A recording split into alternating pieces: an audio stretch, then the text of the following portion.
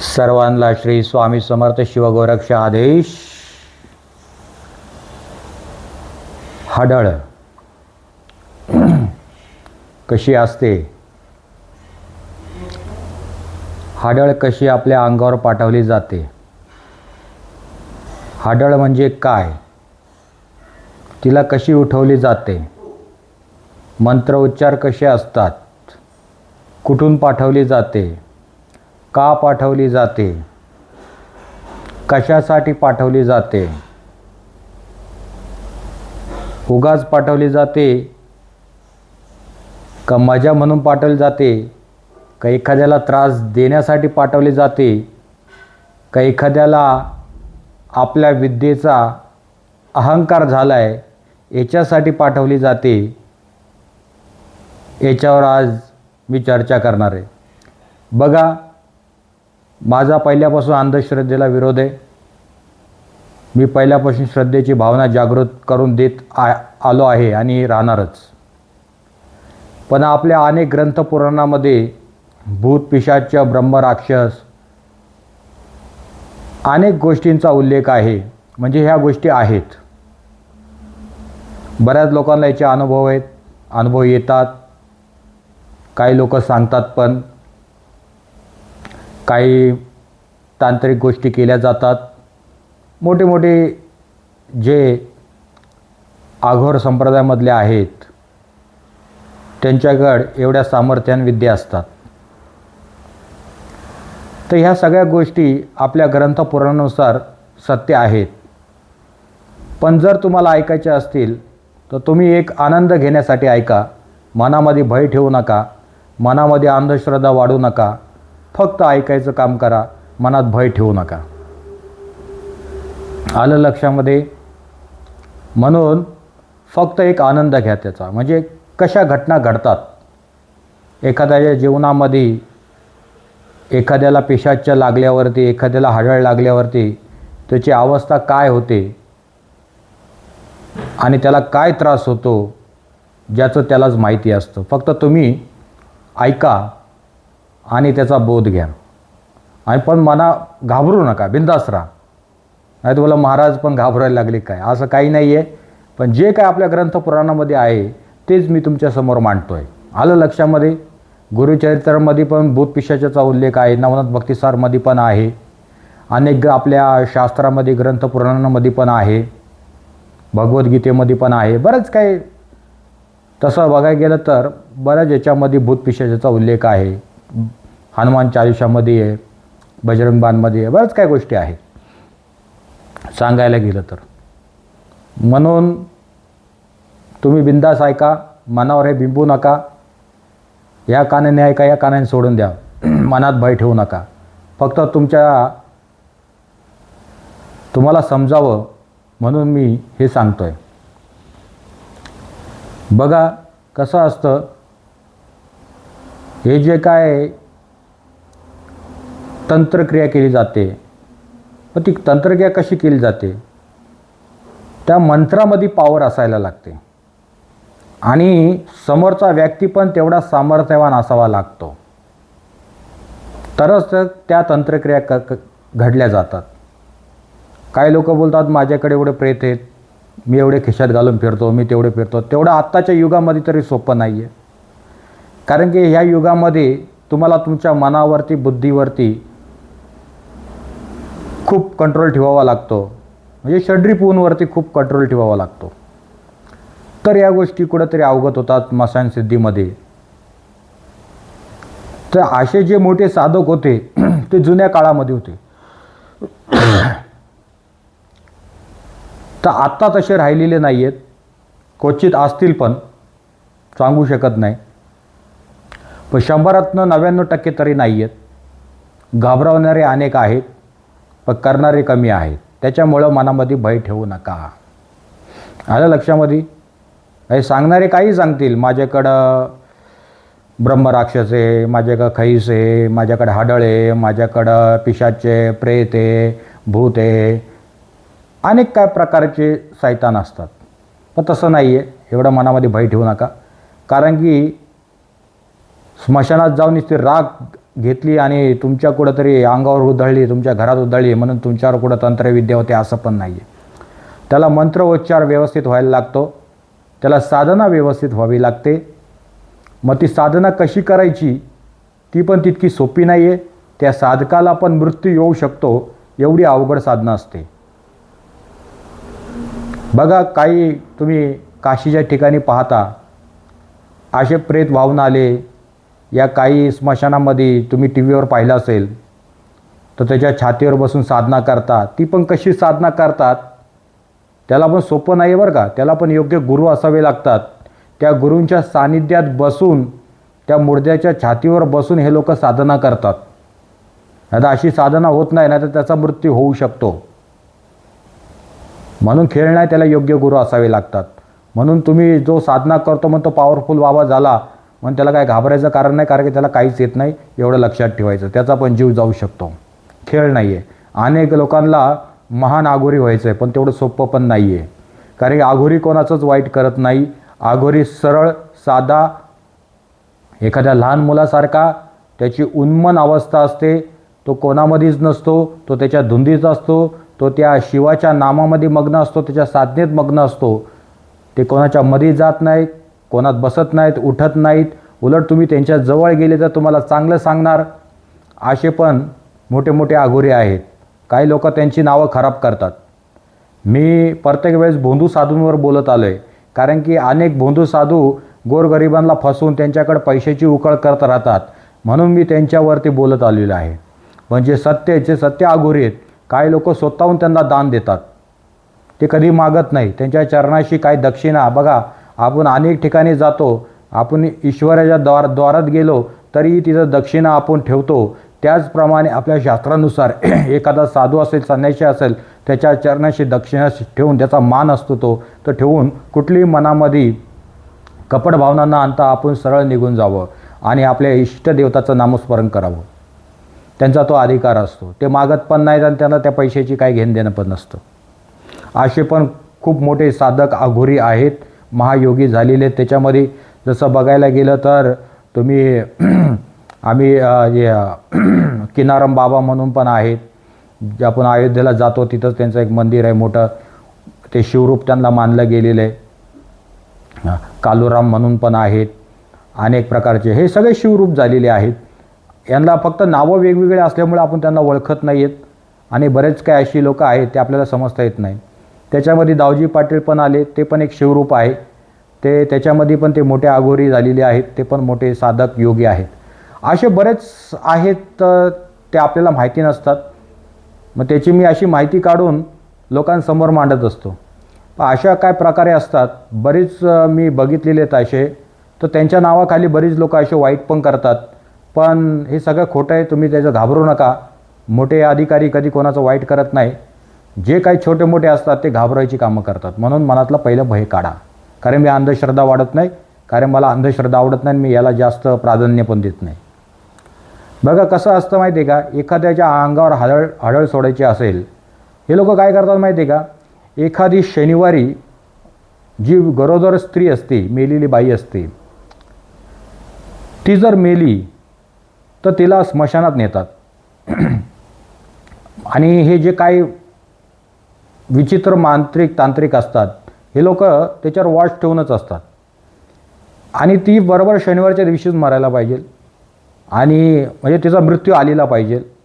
आणि ती गरोदर असली तर तिला त्या जे मूल असतं ते पोटातच असतं आणि त्या मुलासकट तिला जाळली जाते. लोक कशी रात्रीची थांबत नाहीत, त्यांना वाटतं झालं चला आता ते पूर्ण राख होईल. पण असं नसतं. अशी काही विचित्र लोक असतात तिथं अघोरी क्रिया पण करतात बरं का, लक्षात ठेवा. हे तुम्हाला मी सांगतोय माहिती म्हणून, कारण की आपला हा मार्ग नाही आहे, पण माहिती मी सांगतोय. आपला गोडा मार्ग आहे श्रीराम जय राम जय जय राम. मी प्रत्येक वेळेस श्री स्वामी समर्थ हे नामच घेत राहतो. आणि स्वामी महाराज हे सर्वश्रेष्ठ आहेत आणि स्वामी नामच श्रेष्ठ आहे. आणि प्रत्येक वेळेस मी गोरक्षनाथांचं लोकांना सांगत आले आणि म्हणून गोरक्षनाथ मी श्रेष्ठ आहे.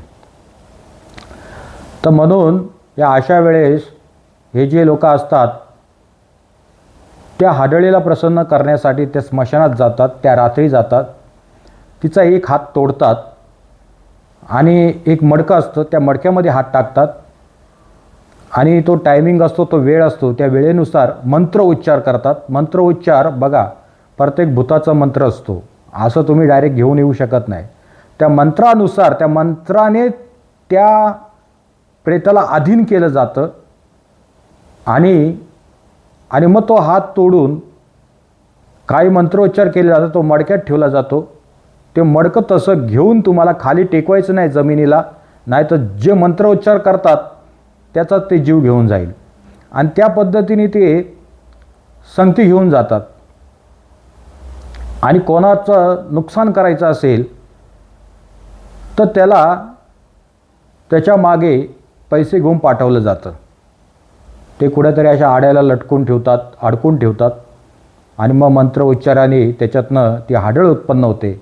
आणि त्या पद्धतीने एखाद्याचं वाईट करायचं असेल तर अशा पद्धतीने ती क्रिया केली जाते.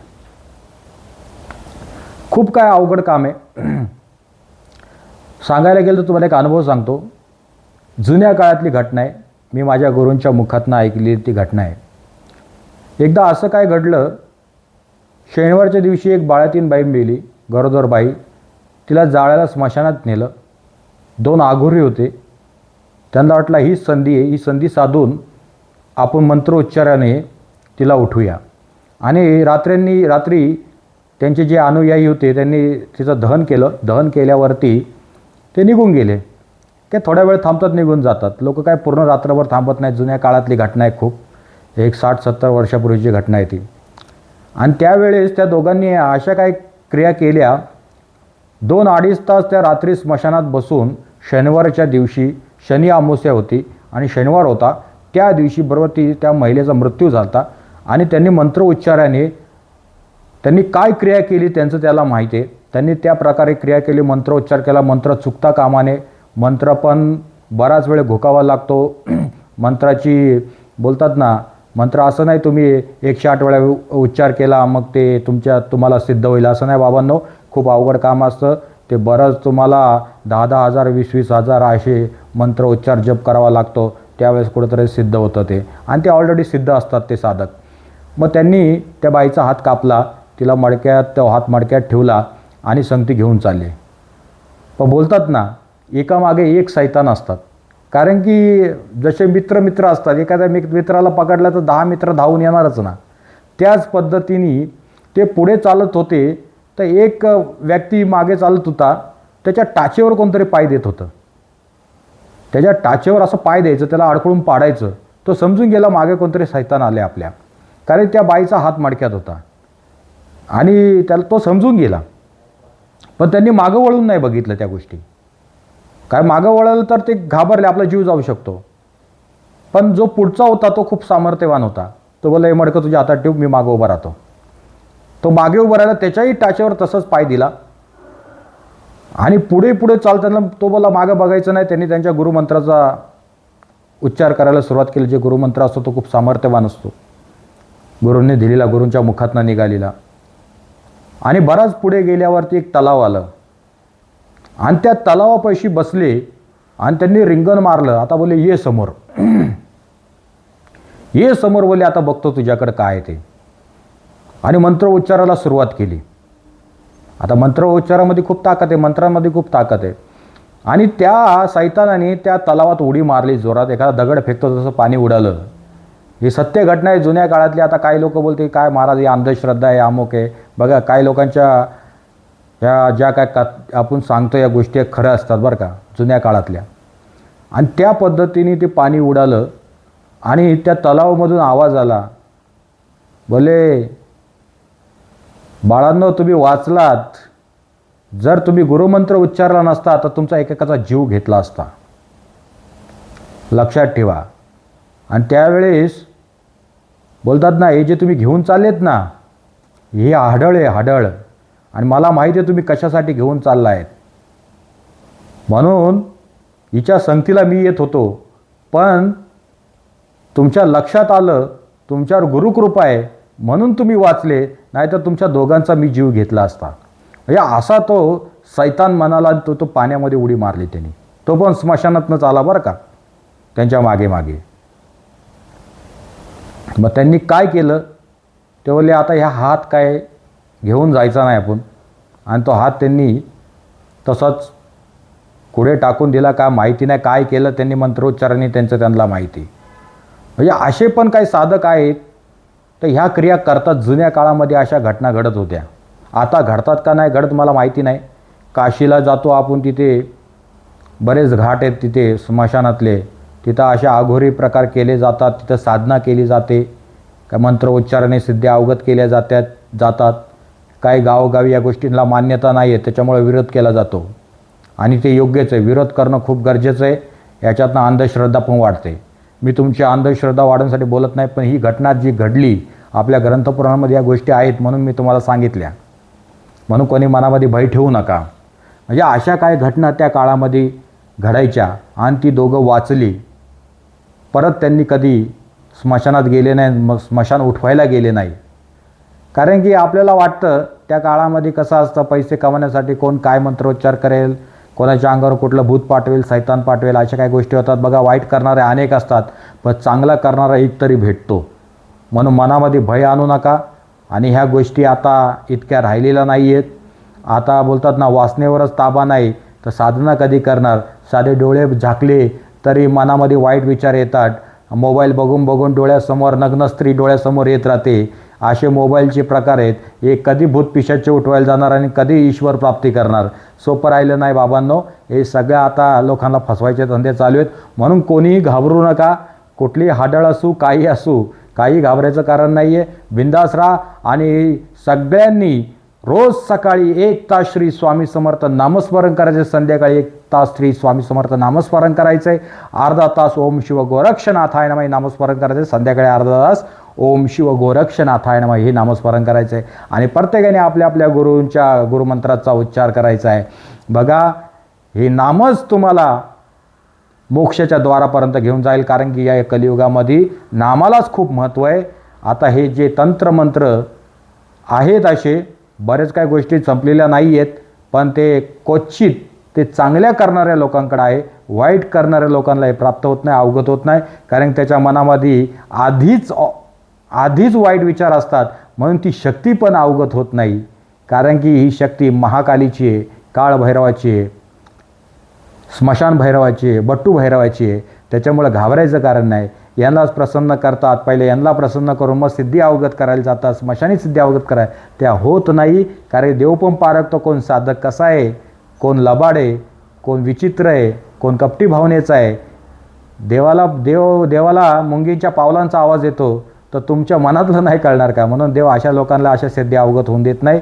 म्हणून परत एकदा बोला श्री स्वामी समर्थ महाराज की जय. बोला श्री स्वामी समर्थ शिवगोरक्ष आदेश.